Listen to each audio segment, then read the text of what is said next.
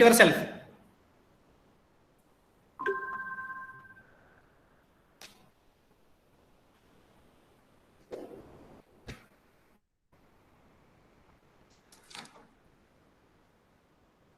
Sir, ನೋಡಿ ಈಗ.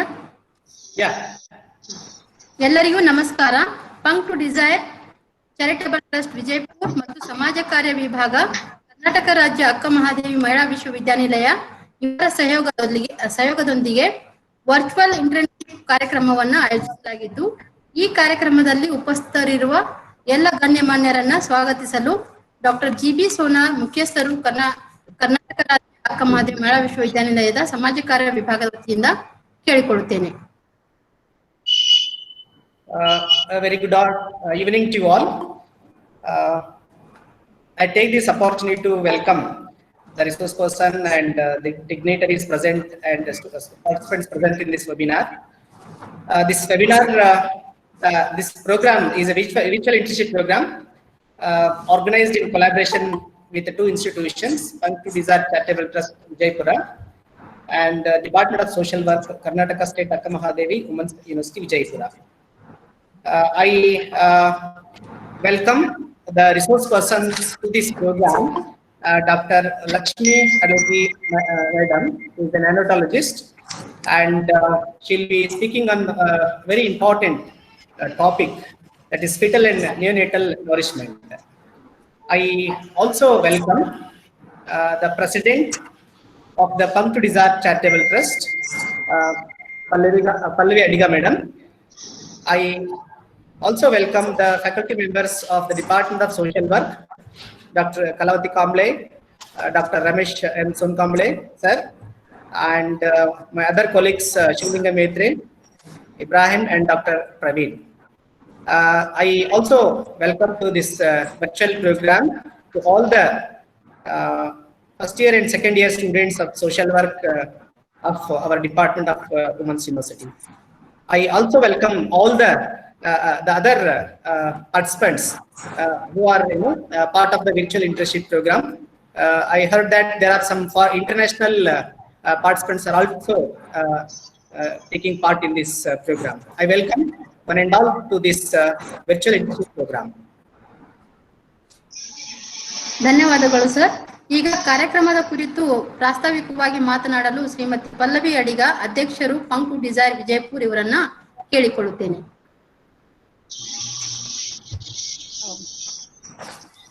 Thank you, Dr. Kalavati Kamble. Good evening to everyone. In our life journey, every one of us will become a student as well as a teacher. So first, I want to wish you all a happy Teachers' Day. Coming to today's program, many had a doubt, like, what is this virtual internship program? What is this? So to answer this query, I'll just brief down what we exactly doing. Punk to Desire Charitable Trust and Department of Social Work, Women's University, both in collaboration, we are working on this program. So Punk to Desire Charitable Trust, where we in the whole well-being of the holistic well-being of children, special children, women, elderly, and needy people. So when it comes to surveys, we thought, how can we reach many people in general who are in need? The best way is to connect with the students. When we train and make ready our students so they can reach out all over the world. So that's why, as Sir mentioned, we have our Indian students as well as our foreign volunteers and students are joined with us. So coming to how this virtual program is working on. That is, first, due to COVID-19, we may not able to connect with our different professional students. That may be MSW students and maybe nursing students, medical students, as well as MSc psychology students and foreign volunteers. So we cannot connect directly. Then we started working on giving virtual training to those students so that they need not stop their education knowledge gaining program. So under that, we are giving programs in terms of training for Sweet Soul project, FAL project, and management project. Then the second part coming to, that is how to work with the community-based program. We used to do many community-based programs. How to do that? We cannot reach out the community directly. So then we thought, yes, to working with the community, we need to gain lots of knowledge which are the issues in the community. We can raise a voice and spread the knowledge to the people. So in that, we took few of the topics in a series which are very common in general in the life. Many say, I know about this, but nobody know whether what I know is the perfect one or not. So that's why scientific talk is very, very important. Students and professionals and research workers can gain the scientific knowledge so that when we get into the community-based work, we can say confidently, this is what is real needed. Example, I'll just give one example for this. That is when we did a program, community-based program on breastfeeding. So many public side movements, we know it. We already have a big kids. Why you are doing this program for it? Yes, then when we really did it with the professional help, they told, oh, we never knew this is the fact how we can boost the immunity of the neonates. So that's why we are taking different areas of topic which we can confidently in future go to the community and spread the scientific knowledge in the people. So this is the main reason what is scientific talk. Today we are arranged. This is a first event we are going to work on, and I'm very feeling very happy because our first virtual scientific talk we started on Teachers Day. So once again, I wish you all happy Teachers Day, and thank you for this opportunity for Department of Social Work, Women University, and our guest speaker. Thank you one and all. ಪ್ರಾಸ್ತಾವಿಕ ನುಡಿಗಳನ್ನು ನುಡಿದಂತಹ madam ಅವರಿಗೆ ಧನ್ಯವಾದಗಳು. ಈಗ ಸಂಪನ್ಮೂಲ ವ್ಯಕ್ತಿಗಳ ಪರಿಚಯವನ್ನು ಮಾಡಿಕೊಳ್ಳಲಿದ್ದಾರೆ ಶ್ರೀ ಶಿವಲಿಂಗ ಮೇತ್ರಿ, ಉಪನ್ಯಾಸಕರು, ಸಮಾಜ ಕಾರ್ಯ ವಿಭಾಗ, ಕರ್ನಾಟಕ ರಾಜ್ಯ ಅಕ್ಕ ಮಹಾದೇವಿ ಮಹಿಳಾ ವಿಶ್ವವಿದ್ಯಾನಿಲಯ, Vijayapura.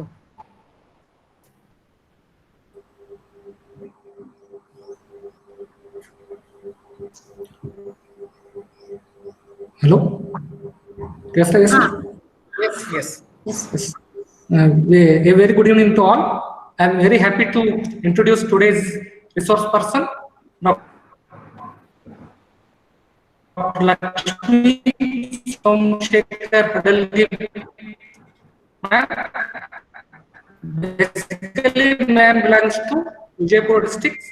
Ma'am has completed her MBBS in June 2001 from Sri B.M. Patil B.A.D. Medical College, Vijaypur, Karnataka. Ma'am has completed her BCA in September 2007, JJ Medical College, Davangere,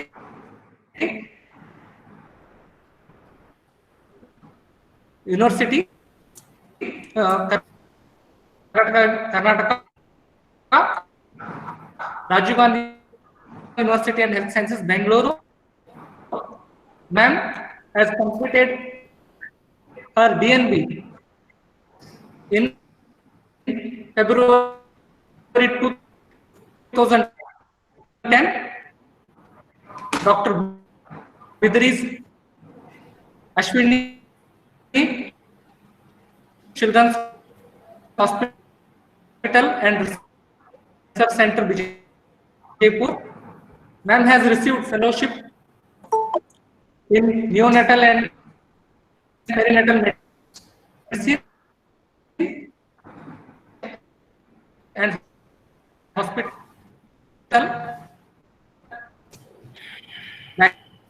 Bangalore. From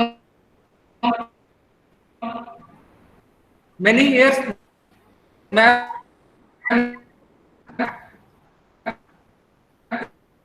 is working in medical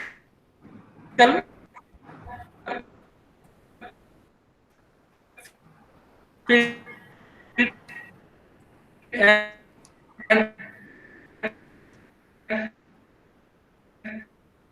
presently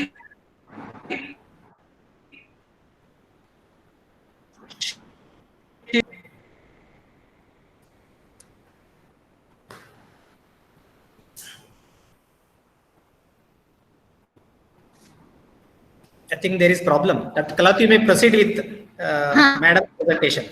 ಹಾ okay sir. ಸಂಪನ್ಮೂಲ ವ್ಯಕ್ತಿಗಳ ಪರಿಚಯ ಮಾಡಿದಂತಹ sir ಅವರಿಗೆ ಧನ್ಯವಾದಗಳು.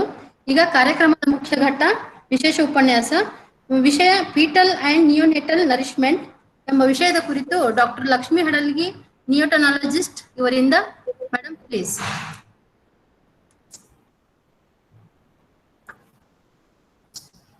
Madam, you have to unmute yourself. Yeah. Very good afternoon to you all, and thank you so much for giving me this opportunity, especially Pallavi Adiga ma'am. So, shall we start the presentation now? Yes, ma'am. Shall we start, sir? Yes, ma'am, we can start.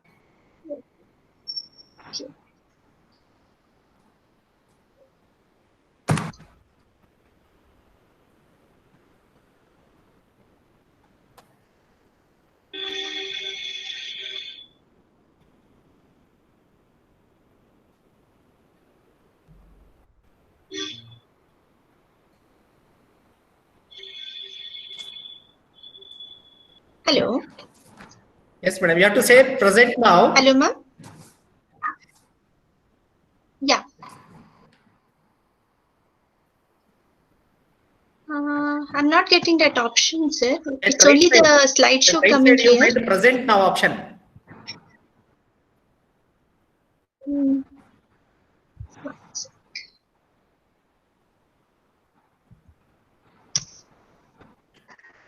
Madam, you please get your cursor right side down.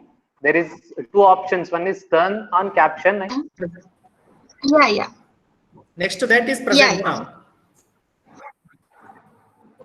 Okay. You have to say One present second, window. sir. New window. Yeah.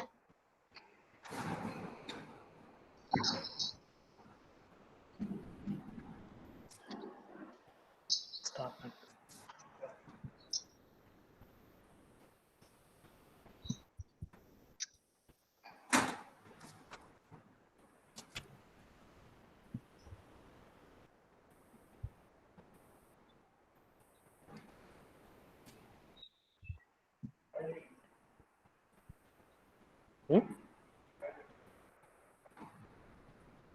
Yeah. You are able to see, sir? No. No, doctor. Not yet. Yeah. Still not able to see, sir? No, madam, yet you did not shared.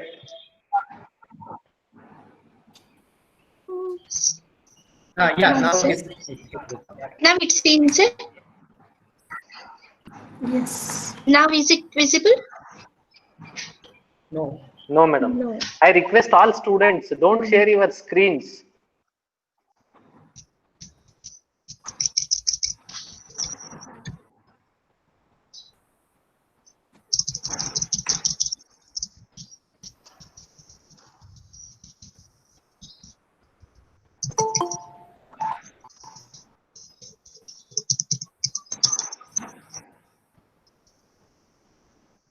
One second, sir.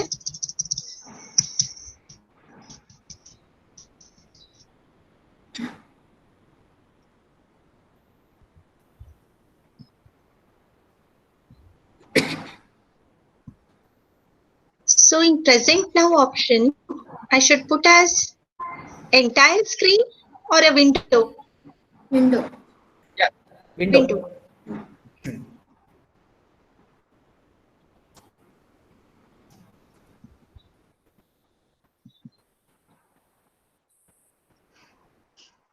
It's seen now. No.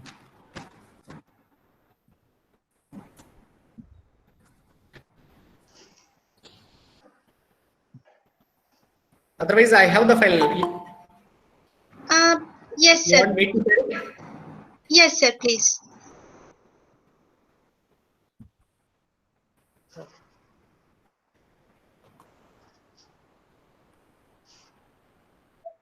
Yeah.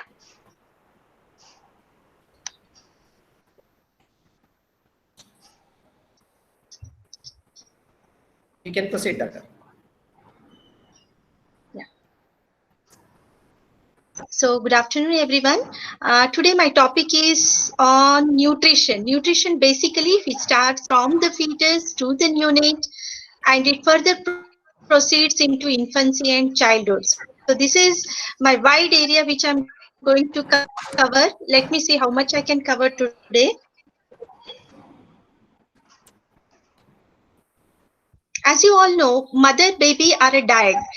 So from the very conception of the fetus, its nutrition begins in utero from the mother. So whatever nutrition is there with the mother is being transferred to the baby to grow very well in the intrauterine environment. So in that way, it receives all the carbohydrates, proteins, your fats, your micro and macronutrients, and not only that, it is also the oxygen. See how beautiful is the nature. Without oxygen, child is growing there. And once it is out, we can't breathe without an oxygen supply. So that's how the intrauterine environment is so perfect through the placental circulation. The maternal blood supplies all the nutrition to the fetus for it to grow properly. But there are incidences wherein the mother's nutrition is at fault. So when mother herself is undernourished, this is indirectly going to affect the placental circulation. And that indirectly is going to affect the growth of the fetus in utero. And that results in what we speak today regarding intrauterine and extrauterine growth retardation of the newborn. So basically this comes under intrauterine growth retardation. So what is the result of having an intrauterine growth restricted baby? So obviously this is a very small baby and who is going to have comorbidities in the form of hypoglycemia in the neonatal period. It can have, hello? Yeah. Yeah, so it's going to have hypoglycemia, it is going to have chronic lung disease, many neurological comorbidities like learning disabilities and all, necrotizing enterocolitis during the feeding aspect. So these are few of the comorbidities which are associated in this intrauterine growth restricted baby. So next slide, please. So once the baby is born, it's our responsibility to see that baby receives complete nutrition for it to grow as a complete individual. So that very first nutrition is provided to the newborn by colostrum. Colostrum, you can call it as the very first immunization of the baby being given by the mother. So it has to be started. The breastfeeding has to be initiated immediately after normal delivery or within 2 hours after cesarean section as soon as the mother is comfortable enough. So during that time, there is baby's biological readiness. If you feed within 2 hours, the baby will suck well, will have its nourishment. If the baby is not fed during those 2 hours, if you feed the baby say after 4 hours or 5 hours, the baby loses the interest, it is not fed, and it is going to have sequelae like hypoglycemia and its sequelae further. So this is the milk produced during the first few days after delivery, which is secreted in very small quantities for the first 3-4 days, and it basically contains proteins which is higher than the further milk, and it is rich in anti-infective factors to protect against diarrhea, respiratory and other infections basically in newborns. And it has got many epidermal growth factors that help immature intestine to develop to prevent allergies and intolerance in future life. It cleanses the intestine to prevent jaundice in the newborn, and it also is rich in vitamin A. Next slide, sir. So now coming on after colostrum, there is something called as transitional milk, which is in between the colostrum and the matured milk. So the matured mother's milk has got all these components, fats, which the mature breast milk contains 3.2 to 3.8 grams per deciliter and provides almost 50% of the total energy content. In immediate postpartum period, contains fat needed for the gray matter development, and in later months, it is needed for myelination. So see how much important is the fat as well for the brain growth. So there are some things called as omega-3 fatty acids, which are very important for the brain growth of the fetus as well as the newborn, because as you know, the brain growth begins from the mid trimester and it grows on up till the 2 years of life. by which almost the 90% of the brain is formed. And by 5 to 7 years of life, almost 95% of the brain of an adult is completed. And this breast milk has significantly higher total cholesterol and low density lipoprotein cholesterol with improving high density lipoproteins. And essential fatty acids such as omega-3 fatty acids are needed for baby's growing brain and eyes. And this also has bile salt stimulated lipase. That is, once the baby is fed breast milk, there is bile secreted by the liver, and only then the lipase comes into action to digest that milk. So that is the importance of this lipase. Next slide, sir. Next slide, please. So it also has carbohydrates, lactose, which is the main carbohydrate component and provides 50% of its energy content. Basically comprises of oligosaccharides such as glucose, galactose, N-acetyl glucosamine, and sialic acid. So these are the components which make mother's milk specific for the human baby. And these attaches to the epithelial cell surface in the intestines and prevent adhesion of microorganisms, thereby preventing their growth and causing infection. Breast milk also has got proteins that provide amino acids for growth and anti-infective factors. Especially the whey protein is more in breast milk, and whey protein consists of anti-infective proteins like lactoferrin that binds iron and prevents the growth of bacteria which grow on iron, and lysozyme which kills bacteria, as well as antibodies it has like immunoglobulins, basically IgA. So animal milk and formula may lack the cysteine and taurine, which is essential for the human brain growth. Next slide, sir. So as I told you earlier, there is something called as transitional milk till 5 to 7 days, after which there is secretion of a mature milk. Then mothers call it as coming in, that is secreting adequately to fulfill the need of her baby.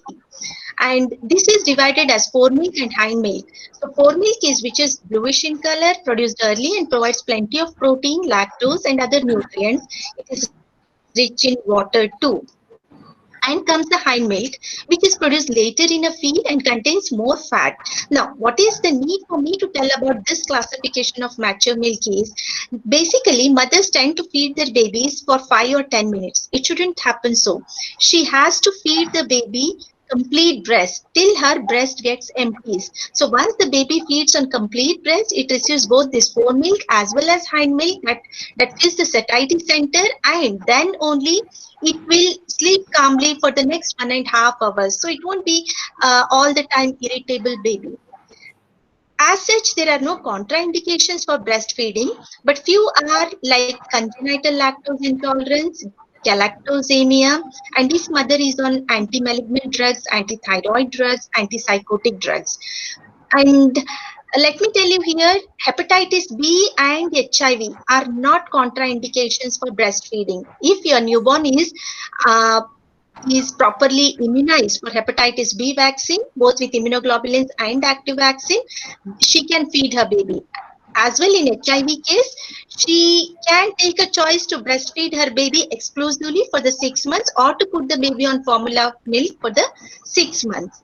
Now, what are the benefits of breastfeeding? Why the mothers have to breastfeed?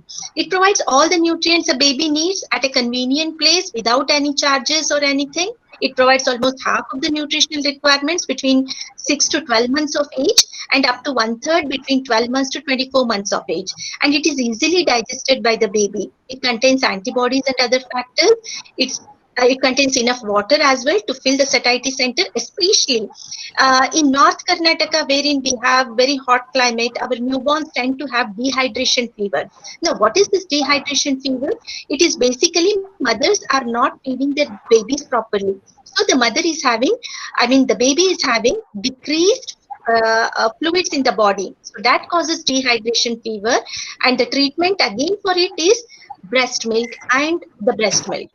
And it also provides perfect opportunity for building a close bond between mother and baby. It helps the mother by reducing post-delivery bleeding, preventing anemia, and breastfed babies are less prone to have the so-called diabetes, heart disease, eczema, asthma, rheumatoid arthritis, and other allergic disorders later on in life. I'm going to speak on this point later further. And breastfeeding enhances brain development, visual development, and visual acuity as well. Breastfeeding also has contraceptive property. Mothers have a lower risk of breast and ovarian cancers, and it costs nothing, and it protects the environment. Next slide, please. So, few words on the science of milk transfer. So, there are two reflexes which act when mother feeds her baby. First thing is prolactin reflex. In the first diagram, you are seeing the prolactin reflex. That is when mother is completely relaxed, and her environment is happy enough, and it is a supportive environment from the family. When she feeds, it is the prolactin that is secreted from her hypothalamus that stimulates her breast cells to secrete more milk, and that's how the child receives proper nourishment. Now, the other reflex is the oxytocin reflex. In the oxytocin reflex, what happens is, again, when the baby sucks at the breast, the oxytocin, which is secreted by the posterior pituitary, is released, that acts on the myoepithelial cells of the breast glands, and the milk is ejected out of the tract, and that is how the baby receives its complete nourishment. So this is the science behind it. That is why the mother has to be kept healthy in terms of physical and mental health for the baby to be healthy. Next slide, please. So there are some signs about good latching. In the first figure, you are able to see the baby who is sucking at the areola, and the baby's chin is completely touching the breast. It is wide open mouth, and the cheeks are full. So this is the proper attachment. Whereas in the second figure, in the first figure only, the second diagram showing baby is only sucking at the nipple, which is not right. So the baby is not going to have its adequate milk, and it is going to be an irritable child all the time. So the same is depicted in the second figure. It is being shown in anatomical parts. Like when the baby sucks at the areola, the lactiferous ductules are emptied, and that's how the child gets the milk. Next slide, please. And there's something called as Baby Friendly Hospital Initiative being initiated much earlier and in India in almost 1963. And this was basically started with the idea to initiate breastfeeding at the earliest. So I'm not getting the full slides. Sorry. You're not able to see full slide? Yeah. It's not enlarged rather. Okay, let me see.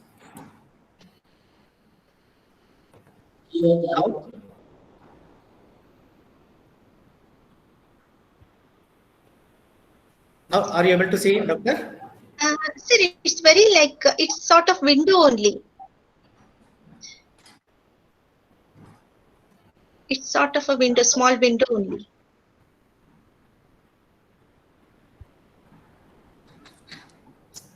Praveen, can you check what happened?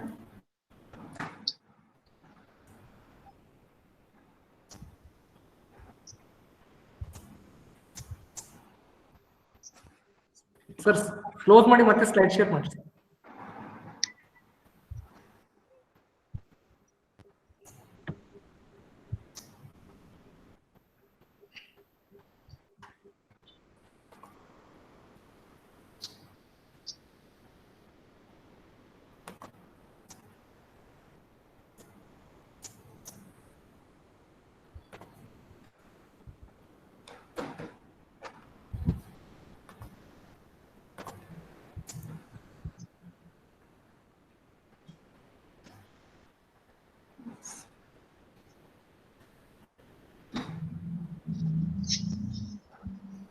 Now, can you see it? Yes. Yes, sir, it is getting loaded.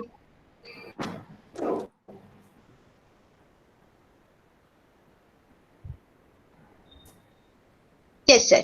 Thank you. So there are 10 commandments of baby friendly hospital initiative, and every commandment is very important. The very first says you should have a written policy in the hospital, and that has to be communicated to all the healthcare staff. Secondly, train all the healthcare staff in skills necessary to implement this policy. Thirdly, inform all the pregnant women about the benefits and management of breastfeeding.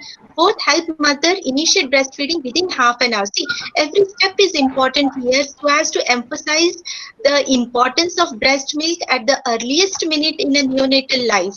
And it shows mothers how to breastfeed and maintain lactation even if they should be separated from their infants. Give newborn infants no food or drink other than breast milk unless medically indicated. And practice rooming in. What is rooming in? Rooming in is keeping baby and the mother in the same room and by the side. This allows mothers and infants to remain together for 24 hours a day. Encourage breastfeeding on demand. Artificial teats or pacifiers. And foster the establishment of breastfeeding support groups and refer mothers over there. Next slide, please. So, with all this, saying all this importance of human milk, so what if a child requires mother's milk and mother is not there? Maybe because of the medical reason she's admitted in some other hospital and baby is in other hospital, wherein there is no transportational facility to bring mother's milk every hourly, every second hourly. So with that thing keeping in mind, there is something nowadays called as human milk bank. We have heard about blood banks and about organ donation banks. So this is something new called as human milk bank, wherein the human milk is preserved and it is delivered to the needy newborn. Say some extreme preterm newborns who need mother's milk. So those babies are being given this exclusive mother's milk. Again, there are processes that they have to go through here to maintain a bank over here, like mother's milk. The donor mother's milk is screened for hepatitis C, hepatitis B, HIV, and VDRL as well. And then her milk is brought to the center where it is pasteurized and then freeze-thawed and then preserved. And then it is delivered to the needy place. So as of now, we have hardly 3 to 4 human milk banks all over in India. And in our very own Karnataka, there is one in Bangalore, in Lefame Fortis Hospital. Next slide, please. So after speaking about so much about human milk, is there something which can be replacing human milk? As such, no. So what are the differences in cow's milk and formula? So cow's milk is too dense in proteins and it is very difficult for the growing kidneys to excrete. And formula milk, there are various varieties like whey adapted, which is very much near to mother's milk, being rich in whey protein. And also there is something called as casein predominant with more of casein. Acidified formula, wherein there are lactobacilli added to increase the acidity so that it is not contaminated. And there is something called as hypoallergenic formula, moderately hydrolyzed and processed by protease to reduce allergenicity. And there is something called as therapeutic formulas, especially for the amino acidopathic babies, like in phenylketonuria cases, in galactosemia cases. These are the formulas which are given to the babies. And yeah, next slide, please. So talking about optimal infant and young child feeding, as you all know, first 6 months, baby should be given exclusive breast milk. And from 6 to 12 months, this is a very crucial phase in any human being, that is called as complementary phase, during which the complementary feeds are started along with the breast milk. If this period is not taken care of, the very roots of malnutrition are laid down during this phase. And from 12 to 24 months, you are gradually transforming the new, the new child towards the family food. So evidence-based measure to improve child nutrition and child survival is what is infant and young child feeding. Next slide, please. So in regard to this, I want to present to you this Gellif's bridge. So this Gellif's bridge has got two pyramids. The very first one is the breastfeeding and the second is the family pot feeding. So between this is a long bridge, and that forms our complementary phase, which has got again supportive three pyramids. The very first one is the breastfeeding. The second one is gradually you are introducing the vegetable proteins, and the third pyramid is you are gradually introducing the animal proteins, so that the child's nutrition is maintained and it doesn't fall into the pitfall of malnutrition, and it is safely carried from the breastfeeding towards the family pot feeding. Next slide, please. So what are the guidelines to be followed while feeding these infants and children? To retain the nutrients, vegetables including potatoes should be scraped instead of peeling them, and water in which rice or vegetables have been boiled for cooking should be used and not thrown away. Vegetables should not be overcooked, and children should be encouraged to get used to taste of properly washed raw vegetables from an early age. In general, some amounts of spices that we use in the family are allowed, and dry fruits are good, but they must also be rationed, partly because they're expensive and more so because some of these like dates, figs and raisins can remain stuck between the teeth, leading on to caries. And foods that may lead to choking in children should be avoided in those below 3 years, like carrots, grams and all. And foods like idli and parathas made from whole wheat flour should be preferred to white bread. Next slide, please. So the foods that are avoided in the first year of life are, in families with a strong history of allergy, peanuts and other nuts should be avoided, and also the egg allergy. That is why nowadays, as per the American Academy of Pediatricians, we now advise introducing peanuts, eggs only after 1 year of life. If any member of the family is known to react adversely to a particular food, or avoid that as well. And also fried foods, foods containing too much of sugar, artificial sweeteners, monosodium glutamate should be avoided. As per National Institute of Nutrition, it recommends recipes for complementary food should be based on locally available foodstuffs. It should also comprise of seasonable fruits, and cooking methods must be simple, cost should be minimal, and recipe should be acceptable in taste and consistency. Gradually, the child should be introduced to healthy foods eaten by the rest of the family. So here in this picture, you are seeing the consistency of the complementary food, how it should be to feed adequately the baby. Now, herein you are seeing in this picture the self-feeding babies. And this is very important. You might be seeing our mothers all the time overfeeding their children every hourly, every second hourly. See, this shouldn't happen. The babies should come by themselves towards food, and they with lots of interest should eat their own food. And the growth chart depicts the same. In the first 1 year of life, it should be semi-liquid complementary feeds. In the second year of life, it should be gradually semi-solid food sort of, and after 2 years the baby should turn to the family pot food, having roti, bhaji, rice, everything. Next slide, please. So this is the food pyramid where we are going towards. The very base of the pyramid is formed by carbohydrates. As you all know, it comprises of 55 to 60% of our balanced diet, and the second row comprises of fruits and vegetables, and the third one by especially the meat, nuts, and the last one is the oily things like fats and oils.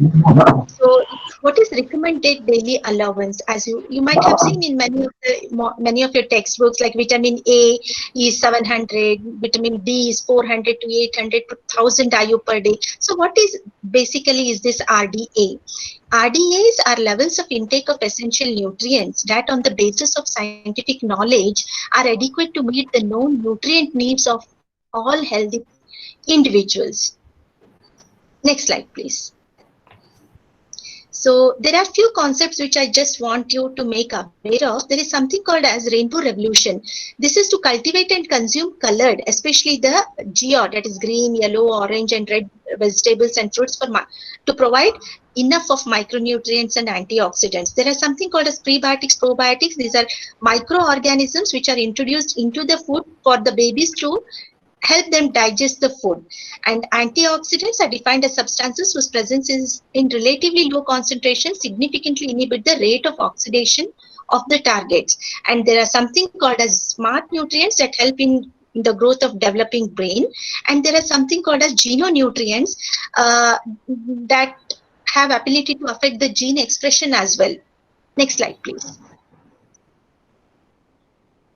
So here are the dosages. See, once I feed my baby, I don't have influence on genes. I don't have influence on the environment. Yes, to some extent, I can take care of the environment of my child, but it's not 100%. But I have complete control on the nutrition of my child. So once this is taken care of, I should know how my child is growing compared to the other peers of his age group. So there lies the importance of these growth charts. So in the first neonatal period, we have different growth charts.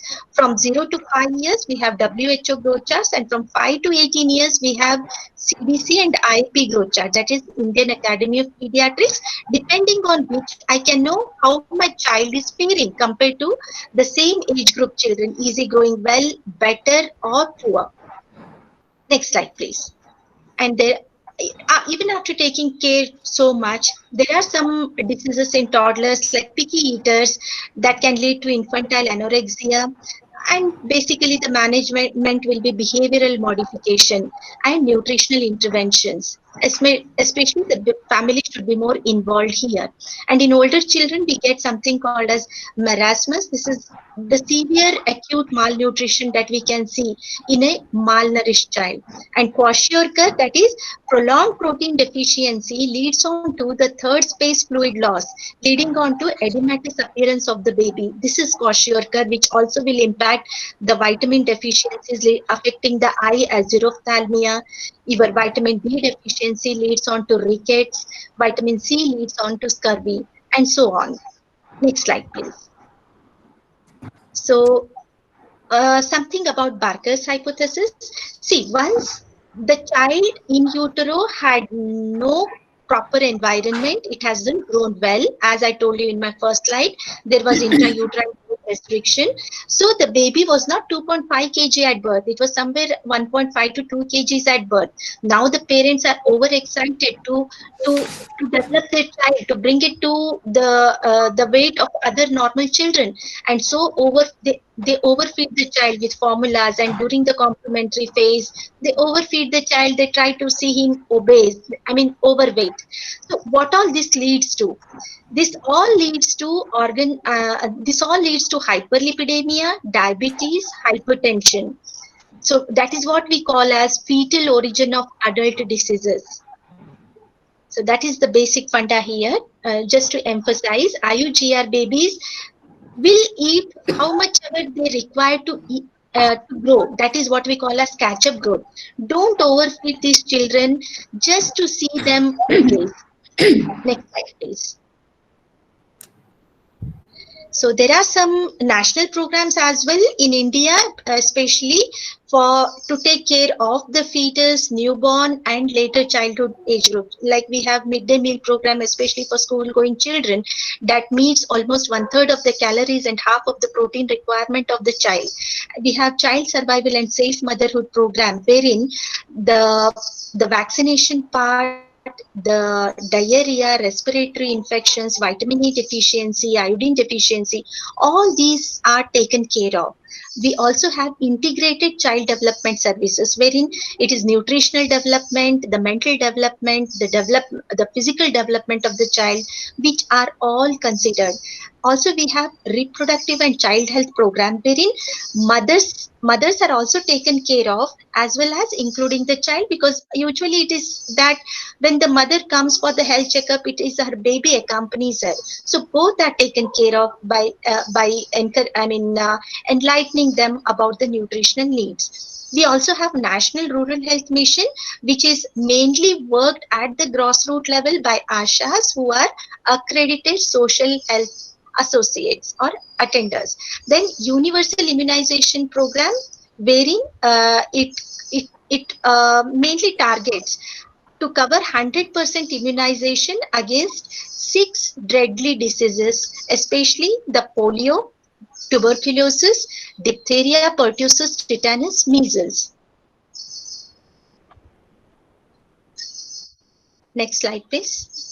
So this was what I wanted to tell you and enlighten you about the nutrition in childhood. If you have any questions, you're most welcome. Thank you so much.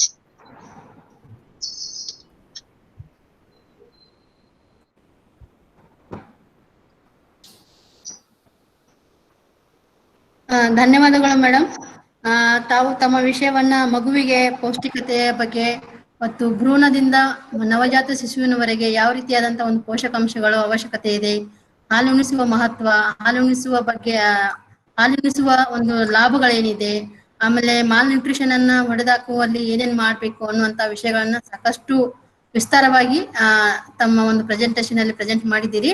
ಈಗ ಏನಾದ್ರು ಪ್ರಶ್ನೆಗಳಿದ್ರೆ ಎಲ್ಲ audience ನಿಮ್ಮ ಪ್ರಶ್ನೆಗಳಿದ್ರೆ ಕೇಳಬಹುದು.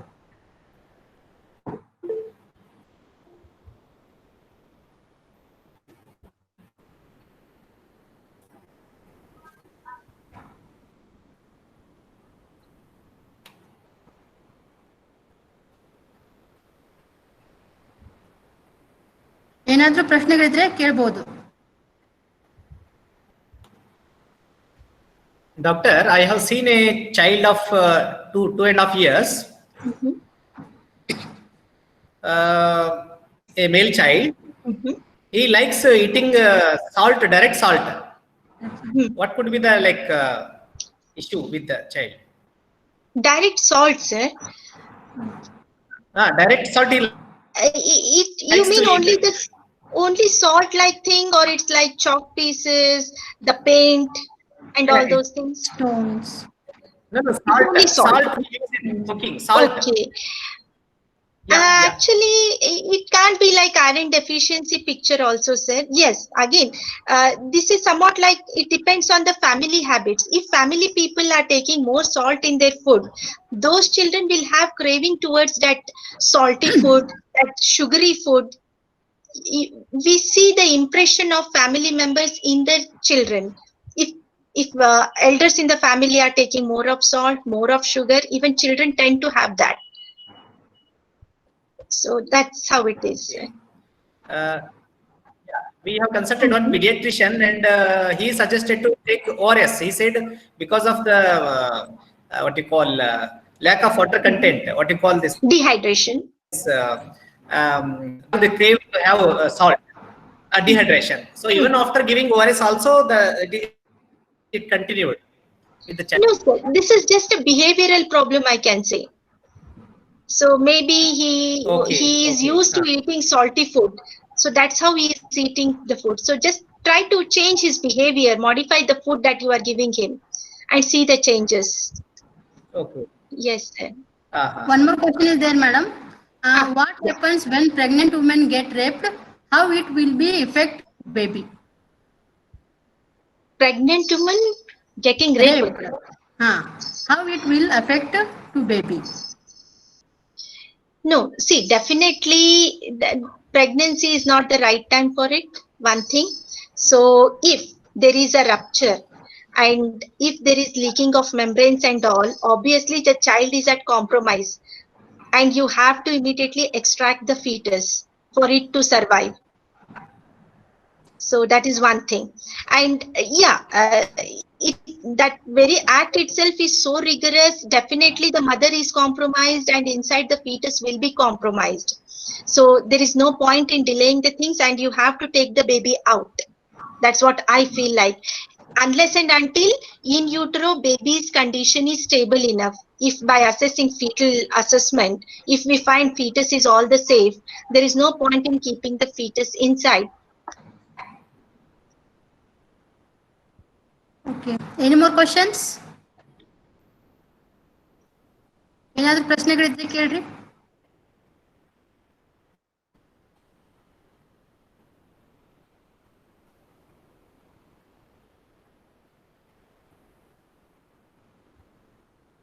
You can also drop your questions you can write your questions if you feel hesitant to ask. Chat box ಅಲ್ಲಿ ನಿಮ್ಮ ಪ್ರಶ್ನೆಗಳನ್ನ ಬರೆದು ಹಾಕಬಹುದು.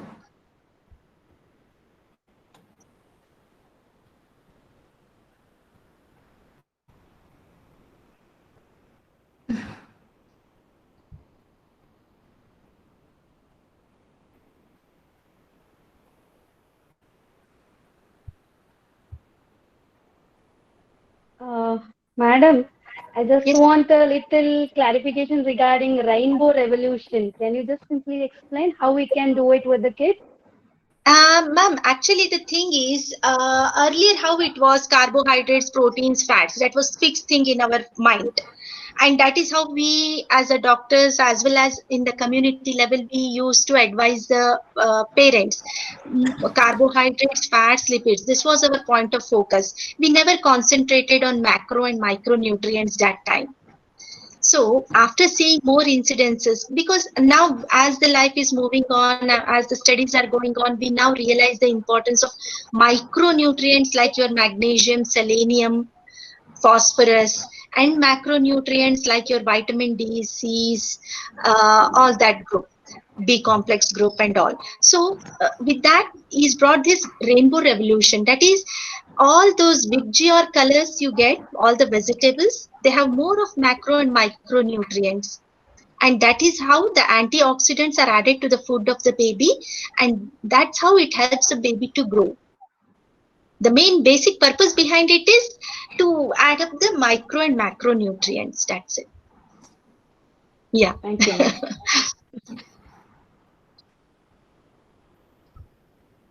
Doctor, is it safe to give dairy milk to the children of 3 age, 4 age? Chocolate dairy milk, sir? Not that, not any milk like that. Dairy Because milk. cow milk is not available everywhere. Acha, acha. Huh. Sir, actually, once 3-year child or 3+ years child, you can give during night time. After taking his dinner, you can give whatever milk available at home, whichever we use, we can give that, because it is said the milk helps in secretion of growth hormone, and this helps the babies to grow to their maximum level. So 3+ children, but yes, again I want to emphasize, milk should not be the substitute for dinner or so. So after having his dinner, if he wants to have a cup of milk, yes, it's allowed, sir. And especially we are speaking about the skimmed milk and all those. So babies have to be given the whole milk. It's not the skimmed milk. Don't worry, babies need to grow well. Okay. So you can give whole milk.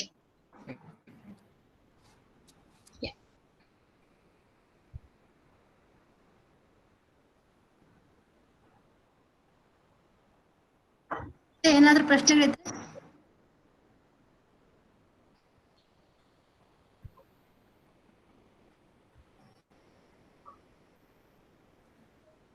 Thank you madam. ಕಾರ್ಯಕ್ರಮದ sir ಕಾರ್ಯಕ್ರಮ ಮುಗಿಸಲ್ಲ sir? Madam, there is one more question in chat box. Shirin. Yeah. For 9 months baby due to COVID, if we skip vaccine, sorry.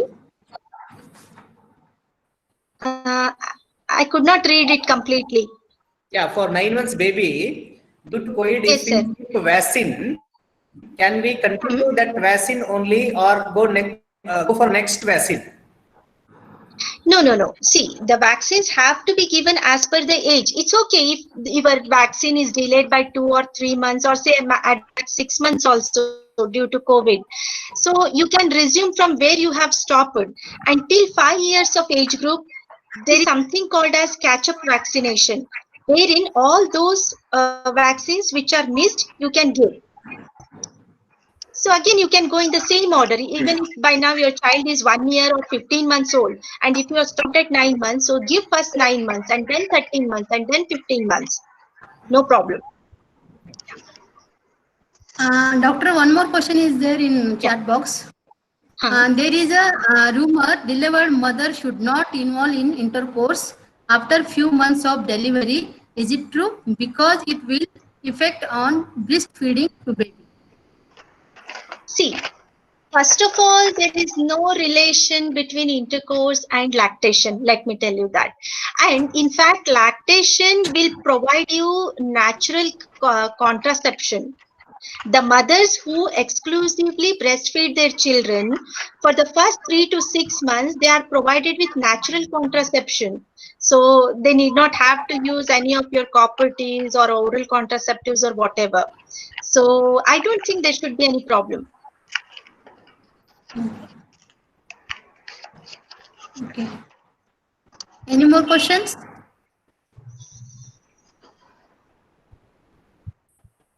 Okay, ಈ ಒಂದು discussion ಅಲ್ಲಿ ಭಾಗವಹಿಸಂತ ಎಲ್ಲರಿಗೂ ಧನ್ಯವಾದಗಳು. ಈಗ ಕಾರ್ಯಕ್ರಮದ ಸರ್ ಮುಗಿಸ್ತೀವಲ್ರಿ? ವಂದನಾರ್ಪಣೆ, vote of thanks. Okay sir. ಈಗ ಕಾರ್ಯಕ್ರಮದ ಕೊನೆಯ ಘಟ್ಟ ವಂದನಾರ್ಪಣೆ. ಇಲ್ಲಿ ಒಂದು ವಂದನಾರ್ಪಣೆಯನ್ನು ನಡೆಸಿಕೊಡಲು ಬರ್ತಿದ್ದಾರೆ ಡಾಕ್ಟರ್ ಪ್ರವೀಣ್ ಕುಮಾರ್, ಉಪನ್ಯಾಸಕರು, ಸಮಾಜ ಕಾರ್ಯ ವಿಭಾಗ, ಕರ್ನಾಟಕ ರಾಜ್ಯ ಅಕ್ಕ ಮಹಾದೇವಿ ಮಹಿಳಾ ವಿಶ್ವವಿದ್ಯಾನಿಲಯ ವಿಜಯಪುರ, ಇವರಿಂದ. Thank you, madam. Very good evening to all. I'm Praveen Kumar. It gives me an immense pleasure to deliver vote of thanks for this virtual internship program to designatories present and my dear colleagues and my dear students. I would like to thank our today's resource person on behalf of the department and university, who Dr. Lakshmi Hadalgi, neonatologist, who honored this program with their great knowledge and experience. Thank you, madam. Thank you. And also, I would like to thank on behalf of our department and university, Ms. Pallavi Adiga, madam, president of Punk to Desire Society, Vijaypur. Thank you, madam, for organizing this program. Thank you, sir. And also, I would like to thank Dr. G.B. Sonar, sir, Chairman, Department of Social Work, Karnataka State Akka Madavi Women's University, Vijaypur. Sir, thank you for coordinating this program. Also, I would like to thank Dr. Ramesh Sonkamble, sir, Dr. Kalavati Kamble, madam, Mr. Shivlingappa Metri, sir, Mr. Ibrahim Mangalgiri, for their support and participating in the webinar. Also, I would like to thank my dear students for making this program successful. And also, I would like to thank all the participants who all present here in this session. Thank you very much. ಧನ್ಯವಾದಗಳು sir. ಎಲ್ಲ ಪಾರ್ಟಿಸಿಪೆಂಟ್ಸ್ಗೆ ಒಂದು ವಿನಂತಿ ಏನಂತಂದ್ರೆ, feedback format ಅನ್ನ chat box ಅಲ್ಲಿ ಹಾಕಲಾಗಿದೆ. ಎಲ್ಲರೂ feedback ಅನ್ನ ತುಂಬಬೇಕಾಗಿ ಕೇಳ್ಕೊಳ್ತೇವೆ. ಇಲ್ಲಿಗೆ ಈ ಕಾರ್ಯಕ್ರಮ ಮುಕ್ತಾಯವಾಗಿತ್ತು. ಧನ್ಯವಾದಗಳು. Thank you. Thank you.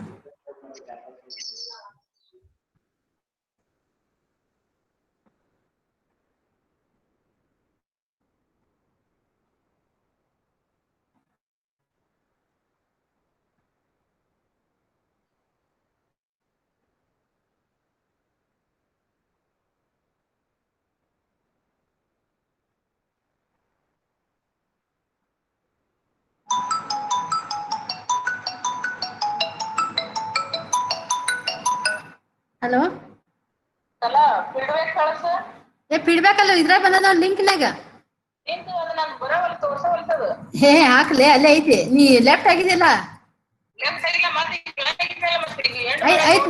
ಇಲ್ಲ ಐತಿ. ಇನ್ನು ಇದು ಮಾಡ, ಇನ್ನ ಐತಿ.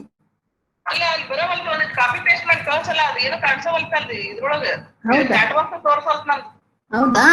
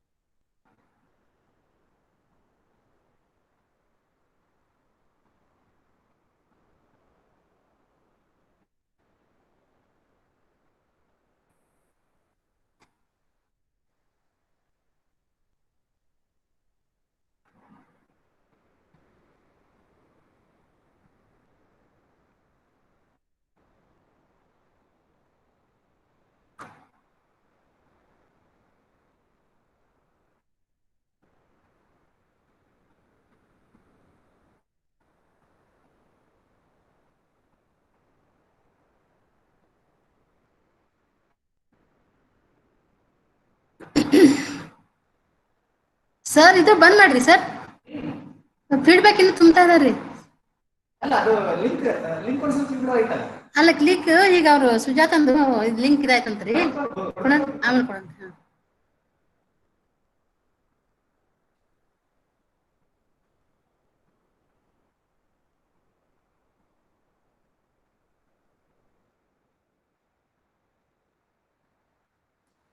ಹಲೋ, ಹಾ ಸುಜಾತ ಹಾ ಆಮೇಲೆ ಕಳಿಸ್ತೀರೇನ? ಫೋನ್ ಮಾಡ್ಯಾರ, ಆಮೇಲೆ ಕೊಡ್ತೀವಿ. ಹಾ ಹಾ ಓಕೆ ಓಕೆ ಸರ್ ಕೊಡ್ತಾರಂತ ಈಗ ಬಂದಿದ್ರಿ ಇಲ್ಲಿ. ಹಾ ಹಾ ಓಕೆ.